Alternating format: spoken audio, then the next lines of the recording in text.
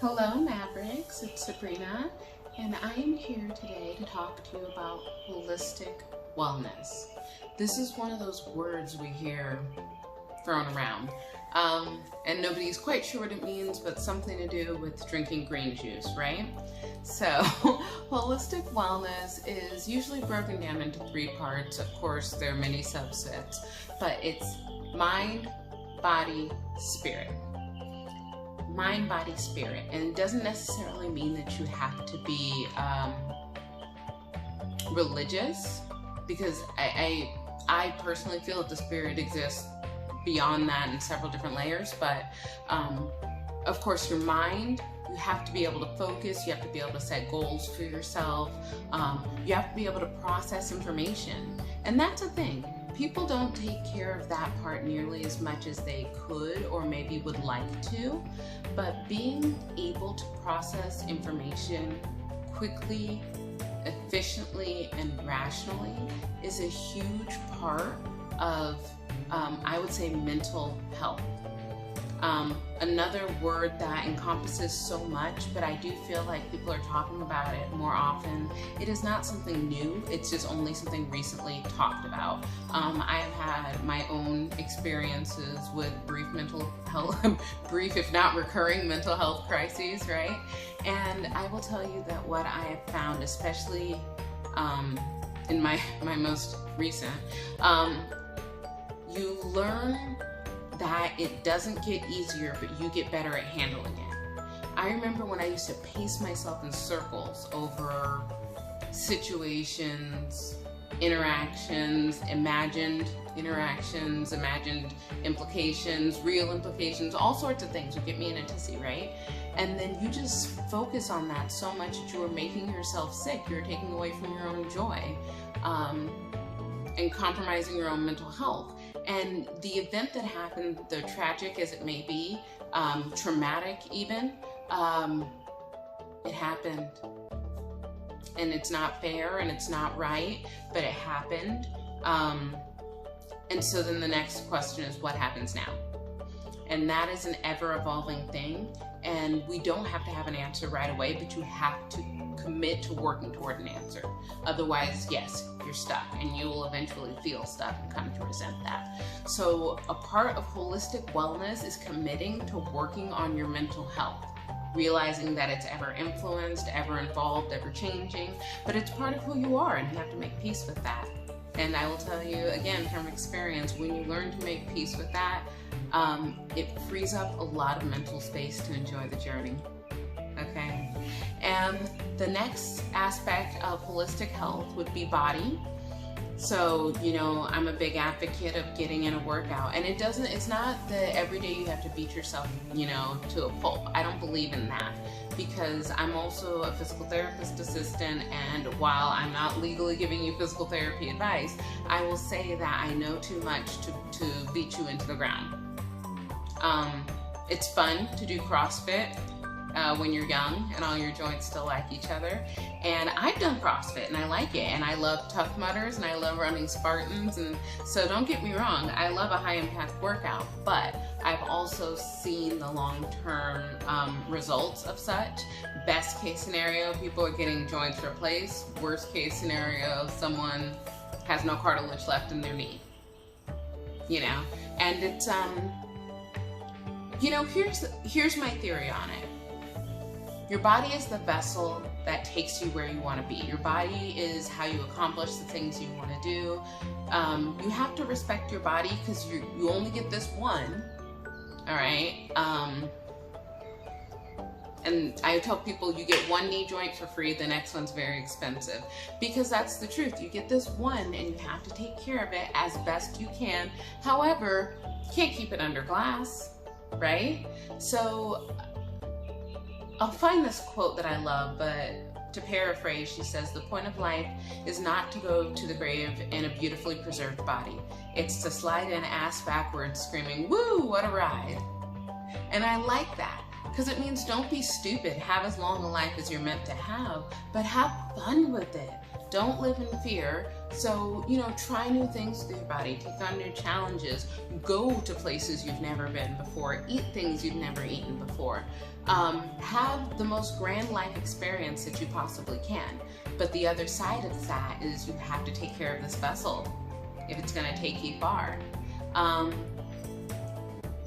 Being overweight feels restrictive mentally and physically. It feels like your body can't keep up with what you want to do, but also you're scared to get out there and try, because no one wants to disappoint and no one wants to mess up. It's not fun. It's not fun to fail. But again, this is where perspective comes in, and that's why I started with the mental health aspect. You have to be able to say, well, I wanted to do 10 and I only did 3. All right, tomorrow we'll shoot for 4 and we'll keep working our way up to 10. You have to do that. And I'm here to guide you. I'm here to support you. I'm here to love on you. I'm here when you need someone to vent. But you have to pull yourself out of bed every day and say, okay, 30 minutes for myself. 30 minutes to make sure everything still moves the way it's supposed to. 30 minutes to make sure I can still lift the things I need to lift properly.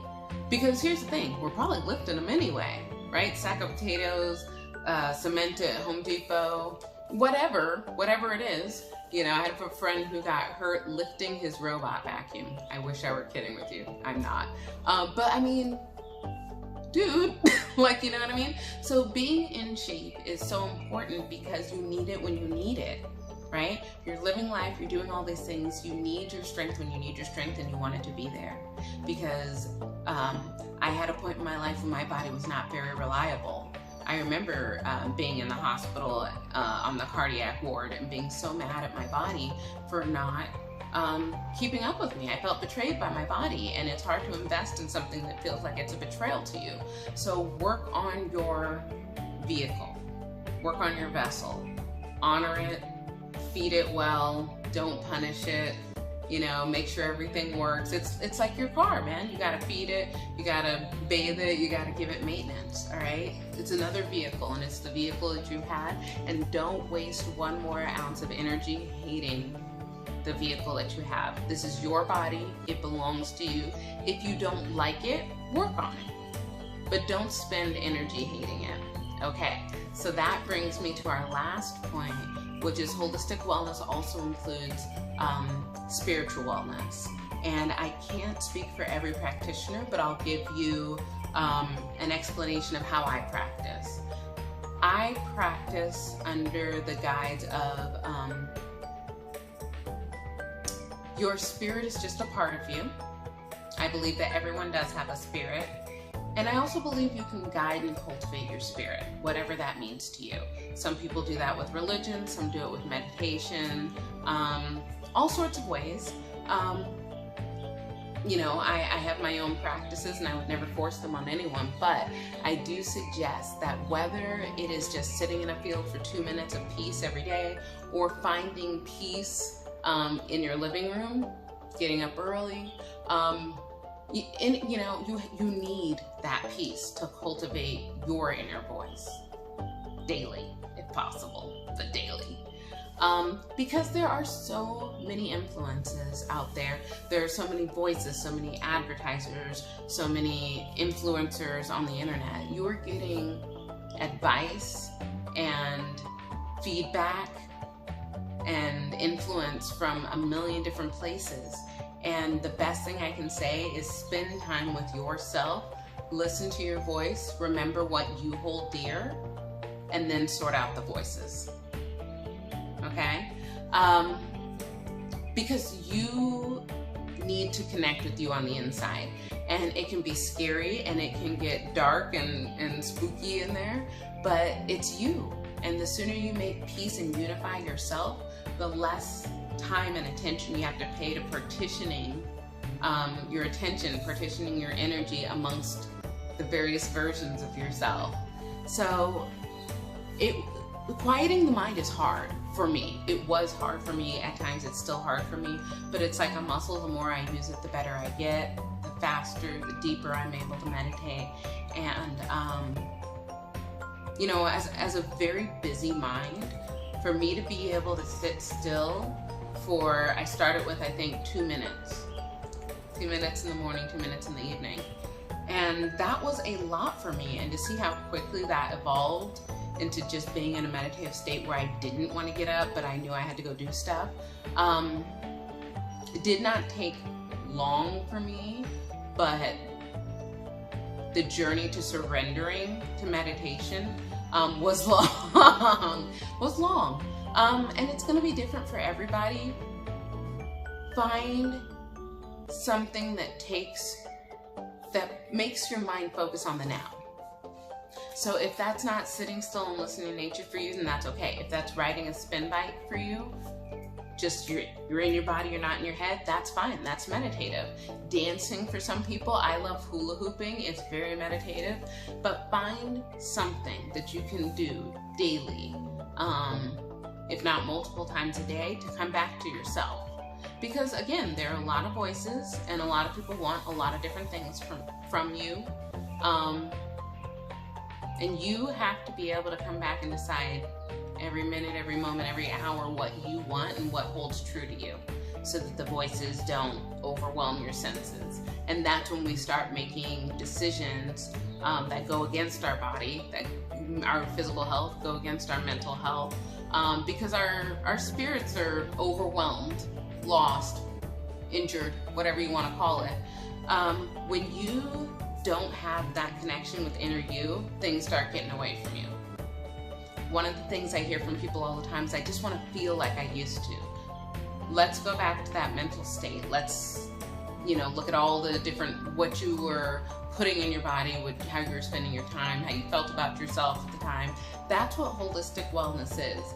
It's putting everything together and understanding and cultivating how that is going to express itself through you, right? What you're eating, how that's going to express itself through your overall health.